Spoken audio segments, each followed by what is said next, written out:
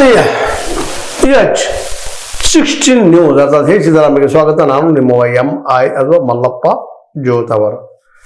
ಈ ಬಜೆಟ್ನಿಂದ ಮತ್ತೆ ರಾಜ್ಯಕ್ಕೆ ಅನ್ಯಾಯವಾಗಿದೆಯಾ ಅನ್ನೋ ಪ್ರಶ್ನೆ ಇವತ್ತ ಮತ್ತು ಉದ್ಭವ ಆಗಿದೆ.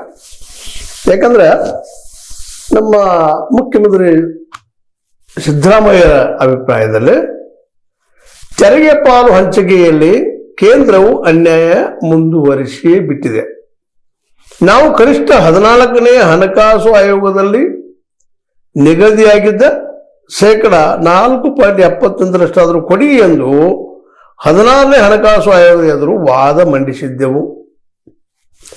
ತೆರಿಗೆ ಹಂಚಿಕೆಯಲ್ಲಿ ನ್ಯಾಯಯುತ ಪಾಲಿಗಾಗಿ ಪ್ರಧಾನಿ ಕೇಂದ್ರ ಹಣಕಾಸು ಸಚಿವರನ್ನು ಭೇಟಿಯಾಗಿ ಮನವಿ ಮಾಡಿದ್ದೆವು.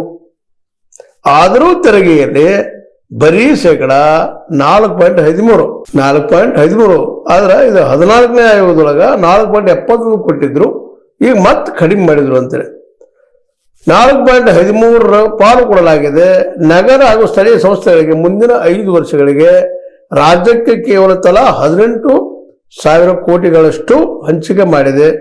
ಕರ್ನಾಟಕದಿಂದ ವರ್ಷಕ್ಕೆ ಎಷ್ಟು ಹೋಗಿದೆ ನಮ್ಮ ಟ್ಯಾಕ್ಸ್? 4.50 ಲಕ್ಷ ಕೋಟಿಗಳಷ್ಟು ತೆರಿಗೆ ಕೇಂದ್ರಕ್ಕೆ ಹೋಗುತ್ತದೆ. 4.50 ಲಕ್ಷ ಕೋಟಿ. ರಾಜ್ಯ ₹1 ತೆರಿಗೆ ಕಟ್ಟಿದರೆ ಬರೀ 14 ಪೈಸೆ ತೆರಿಗೆ ರೂಪದಲ್ಲಿ ಕೊಡುತ್ತಿದೆ ಎಂದು 13 ಅಂತಿದ್ರು, ಈಗ 14 ಅಂತ ಹೇಳ್ತಾ ಇದ್ರ. ಇದು ಅನ್ಯಾಯ ಆಗಿದೆ ಅಂತೇಳಿ ಸ್ಪಷ್ಟವಾಗಿ ಆರೋಪ ಮಾಡ್ತಾ ಇದ್ದಾರೆ ನಮ್ಮ ಸಿದ್ದರಾಮಯ್ಯನವರು.